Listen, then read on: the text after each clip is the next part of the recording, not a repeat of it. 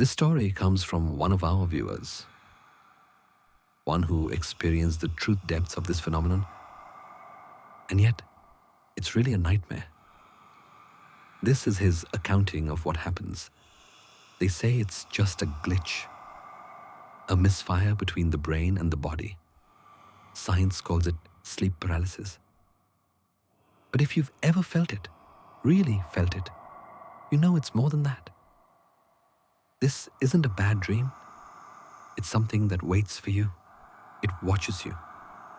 And it comes for you when your body is weakest and your mind is most awake.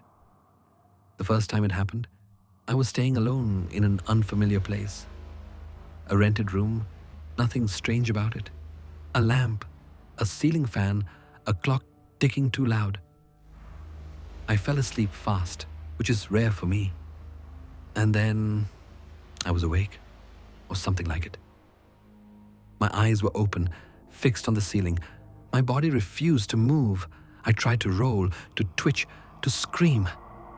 But nothing responded. I could feel my breath, shallow and slow, like I wasn't in control of it. My chest tightened.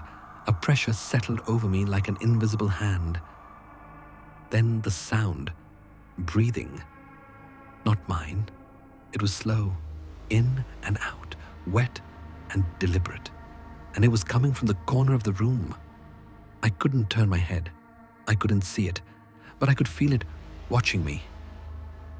Eventually, the feeling faded. My limbs returned. I bolted upright, drenched in sweat, heart hammering. The room looked the same, still, empty, normal. But something had changed in me. A switch had flipped. I knew I hadn't been alone. Over the next few weeks, it kept happening. Sometimes once a week, sometimes 3 nights in a row. And each time, the pressure got heavier. The presence got closer. It was like something was learning me, testing me. It started to take shape, a shadow. Low to the ground, then taller, feminine, wrinkled, bare feet, tangled hair, eyes like holes. She would crawl onto me, onto my chest, and crouch. Her knees pressing into my ribs, her hands perched on either side of my face. She never spoke. But she breathed, and she stared. That was the worst part. The way she stared. I stopped sleeping on my back. I stacked pillows around me. I started leaving lights on in the hallway, like a child. I bought a white noise machine. I even placed bowls of salt at the corners of my room because someone online said it worked. It didn't. The doctors told me it was sleep paralysis. Common, harmless. Some people hallucinate, they said. It's just your brain waking up too early while your body stays paralyzed. I nodded. I listened. But they weren't there. They didn't see her. Then I started researching. Not science, not medicine, folklore, legends, stories whispered across centuries. That's when I found the name, the old hag. They called her that in Newfoundland. She comes in the night, sits on your chest, steals your breath. The people there say, I was hag-ridden last night, like it's normal, like it's just something that happens. In Japan, it's called kanashibari.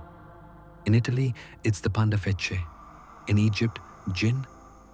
In South Africa, the tokoloshe. Every culture has a name for her. For it. For something that visits while you sleep and pins you in place while your mind screams behind your eyes. And that's when I realized this wasn't just me. Sometimes I'd wake up gasping, heart pounding, the taste of metal in my mouth. Sometimes I thought I'd escaped. Stood up, walked to the bathroom, only to realize I was still in bed, still paralyzed, still dreaming inside the dream. She was closer in those moments, leaning down, her hair brushing my cheek, her breath hot and sour and ancient. I stopped telling people. They didn't believe me, or worse, They looked scared, like it might follow them if they listened too long.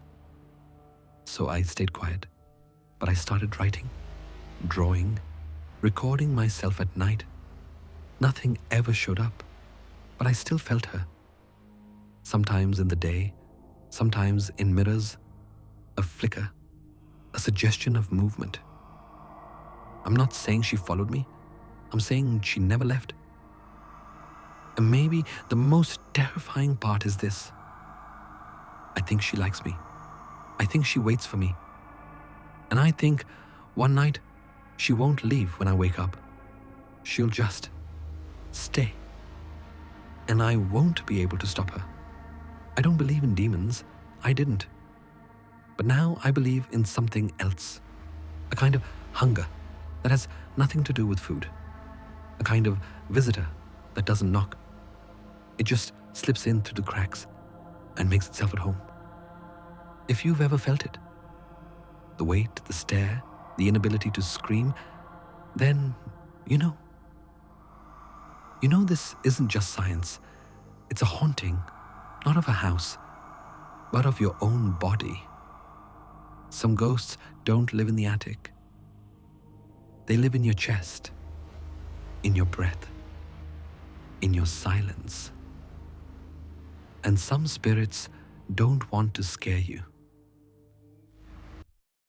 They want to stay.